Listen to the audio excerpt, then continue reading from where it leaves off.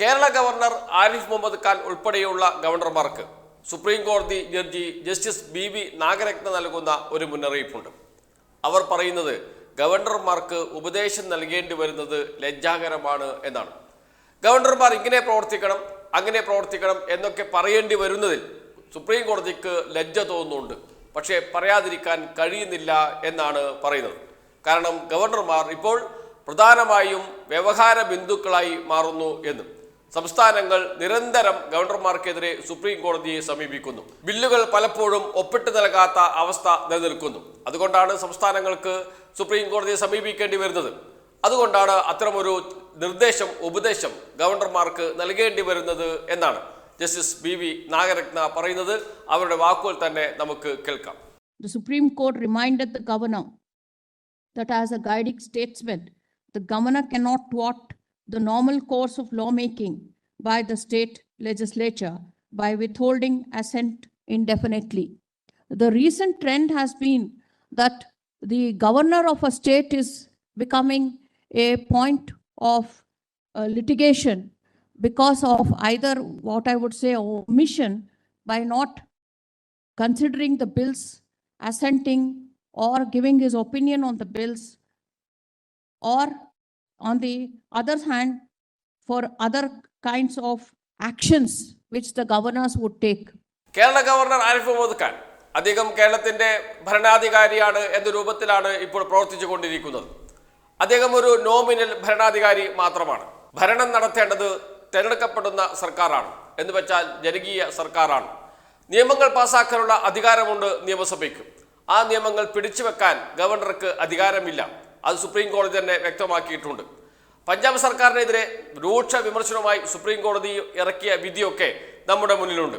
സംസ്ഥാന സർക്കാർ, കേരള സർക്കാർ സുപ്രീം കോടതിയെ സമീപിച്ച ഘട്ടത്തിൽ സുപ്രീം കോടതി ചീഫ് ജസ്റ്റിസ് തന്നെ പറഞ്ഞു, പഞ്ചാബ് ഗവർണർക്കെതിരെയുള്ള വിധി ഒന്ന് വായിച്ചു നോക്കൂ എന്ന്.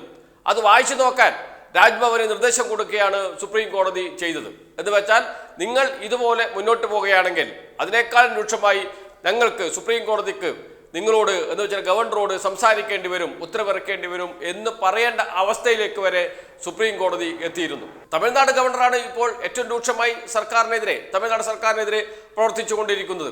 ആര് മന്ത്രിയാകണം എന്ന് തീരുമാനിക്കാൻ പോലും മുഖ്യമന്ത്രിക്ക് അധികാരമില്ല എന്നാണ് ഗവർണർ പറയുന്നത്. മുഖ്യമന്ത്രി ഒരു മന്ത്രിയെ തീരുമാനിക്കുന്നു. ആ മന്ത്രിക്ക് സത്യപ്രതിജ്ഞ ചൊല്ലിക്കൊടുക്കേണ്ട ഉത്തരവാദിത്തം അത് ഭരണഘടനാപരമായ ഉത്തരവാദിത്തമാണ്. മുഖ്യമന്ത്രി നോമിനേറ്റ് ചെയ്യുന്നവരെ മന്ത്രിയാക്കുക എന്നത് ഭരണഘടനാപരമായ ഉത്തരവാദിത്തമാണ് ഗവർണറുടേത്. അത് പാലിക്കാതെ ഇരുന്നപ്പോൾ തമിഴ്നാട് സർക്കാർ സുപ്രീം കോടതിയിലേക്ക് പോകേണ്ടി വന്നു. സുപ്രീം കോടതി പറഞ്ഞു, പെട്ടെന്ന് സത്യപ്രതിജ്ഞ നടത്തിക്കൊള്ളണം, അല്ലെങ്കിൽ ഞങ്ങൾക്ക് ഉത്തരവിറക്കേണ്ടി വരും എന്ന്.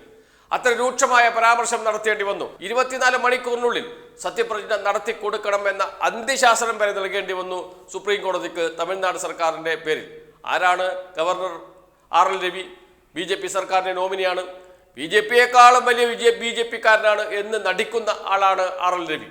അദ്ദേഹത്തിനെതിരെ രൂക്ഷ വിമർശനം നടത്തേണ്ടി വന്നു സുപ്രീം കോടതിക്ക്. എന്നാൽ സംസ്ഥാന ഗവർണർക്കെതിരെ എന്ന് വെച്ചാൽ കേരളത്തിലെ ഗവർണർക്കെതിരെ അത്തരമൊരു പരാമർശം ഇതുവരെയും സുപ്രീം കോടതി നടത്തിയിട്ടില്ല. അതിനു മുമ്പ് തന്നെ കാര്യങ്ങൾ നടത്തിക്കൊണ്ടുപോവുക എന്നതാണ് നമ്മുടെ ഗവർണറുടെ രീതി.